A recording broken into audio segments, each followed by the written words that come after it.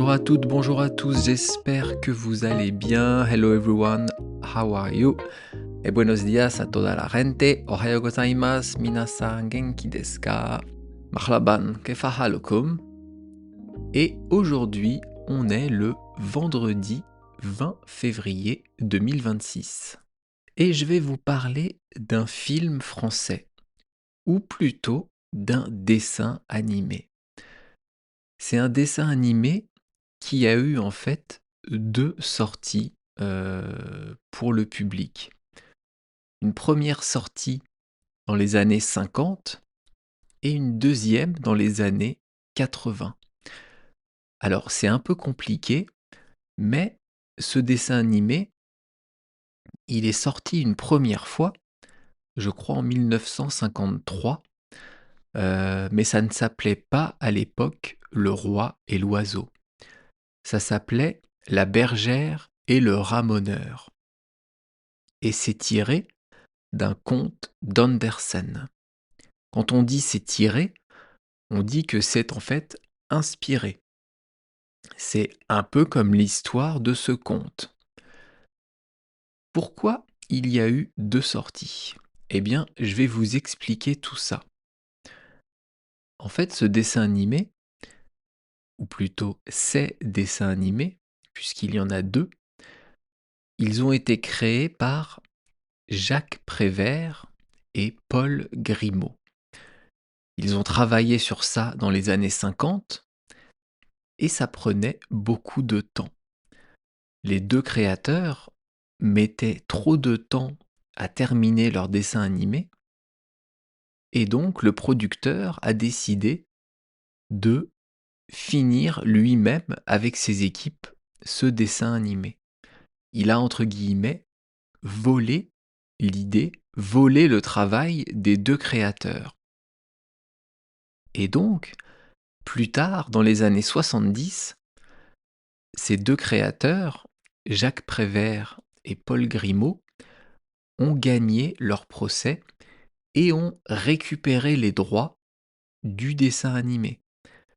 Et ils ont décidé de sortir une nouvelle version dans les années 80, en 1980 d'ailleurs. Parmi les 2 auteurs, celui qui s'appelle Jacques Prévert, c'est un écrivain français.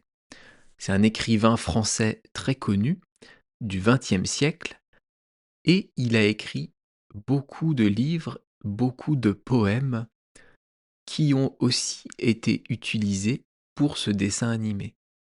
Des idées bien sûr de Jacques Prévert ont été prises pour créer ce dessin animé. Malheureusement, Jacques Prévert est tombé malade à la fin des années 70. Donc, il est mort avant d'avoir pu voir son film fini, avant d'avoir pu voir au cinéma Le Roi et l'Oiseau. Donc ça, c'était l'histoire de pourquoi il y a eu 2 dessins animés qui se ressemblent avec 2 noms différents. Et maintenant, je vais vous expliquer l'histoire.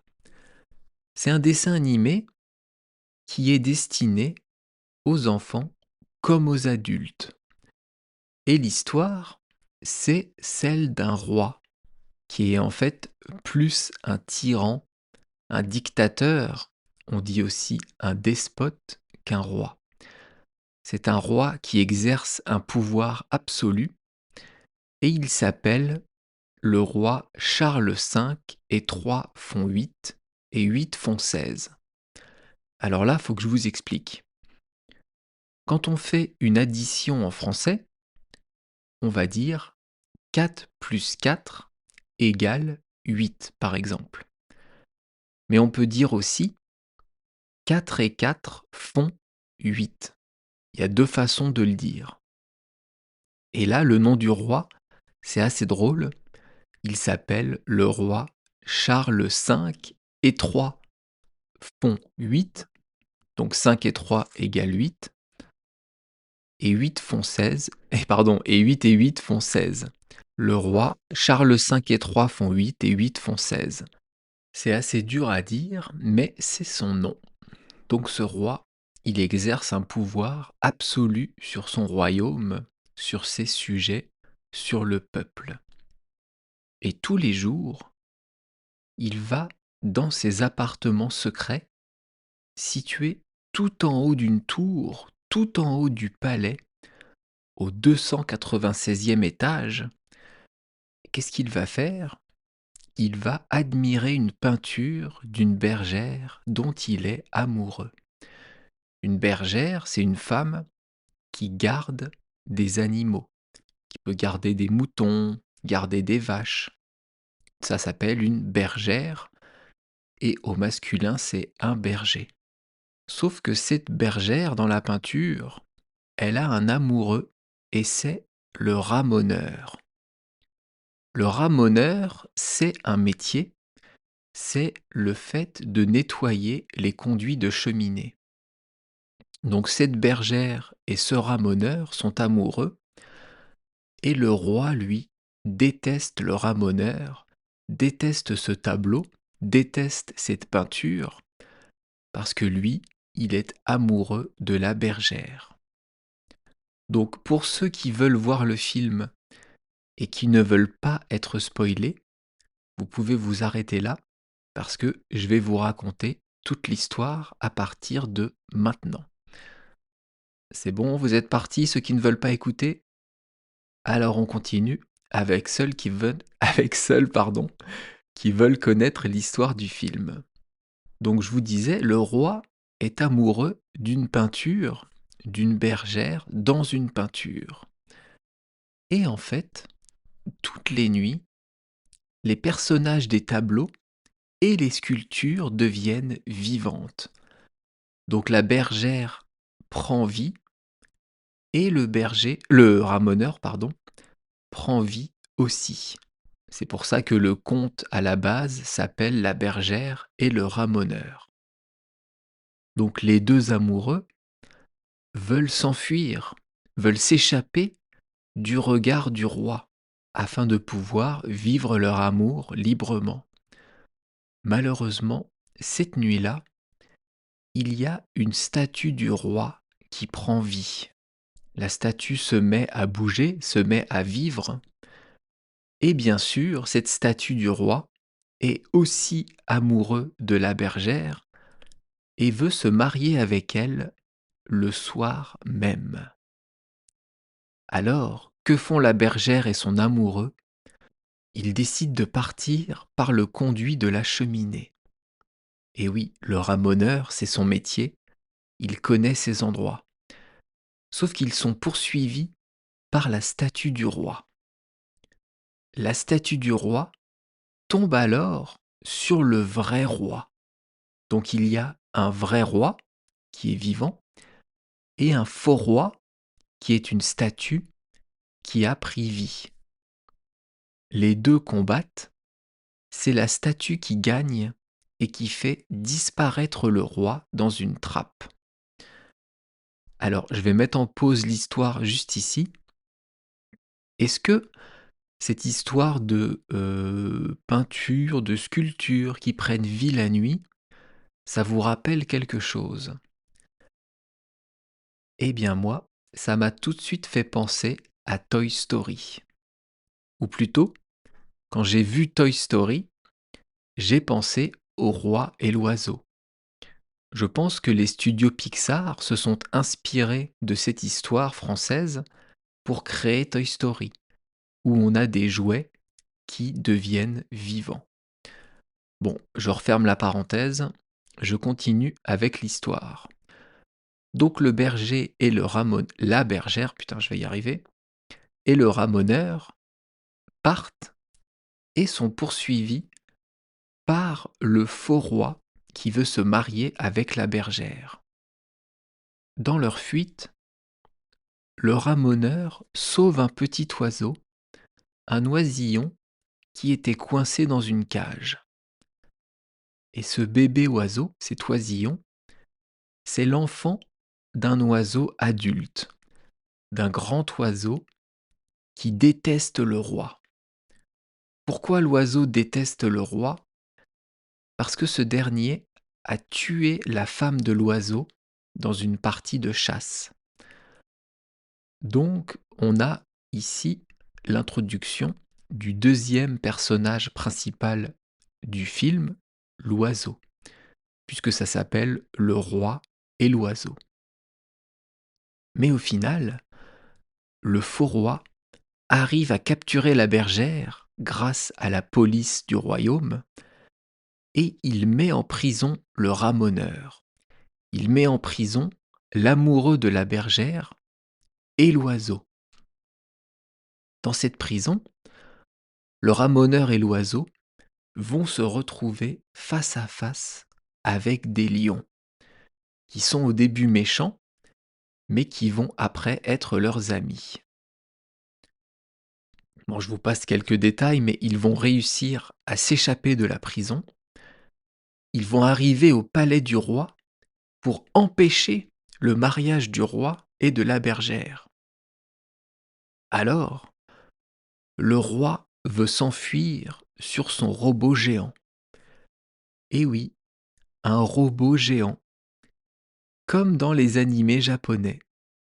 C'est incroyable d'ailleurs parce que on peut penser que la France s'est inspirée du Japon pour cela, sauf que ce dessin animé de 1953, il est sorti bien avant les mangas japonais, ou tout au moins bien avant les animés du studio Ghibli.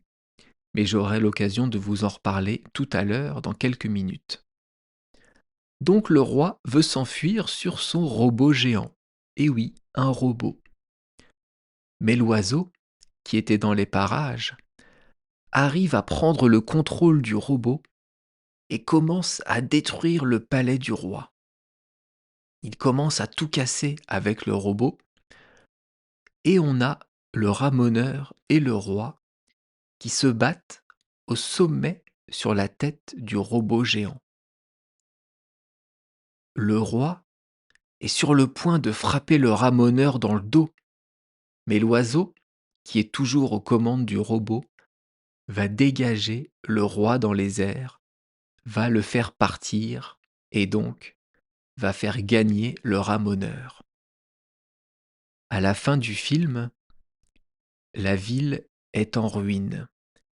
Il ne reste plus rien de ce royaume, il ne reste que le robot, tout seul, qui va lui aussi prendre vie, qui va bouger alors qu'il n'y a personne aux commandes, pour délivrer un petit oiseau d'une cage. Et la bergère et le ramoneur ont pu s'enfuir et être heureux.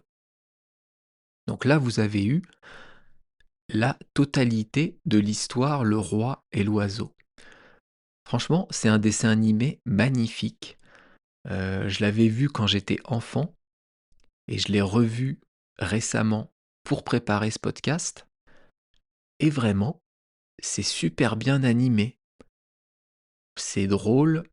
Bon, peut-être pas drôle, mais c'est intéressant. Il y a des scènes vraiment très belles. Il y a beaucoup de sens cachés. Et je vous disais que j'allais vous reparler des studios Ghibli, avec les fondateurs Hayao Miyazaki et Isao Takahata. Et ce qui est incroyable, c'est que Hayao Miyazaki et Isao Takahata, donc les fondateurs du studio Ghibli, ont été inspirés, ont été émus, ont été, comment on dit, influencés, c'est ça, par ce film français, par Le Roi et l'Oiseau.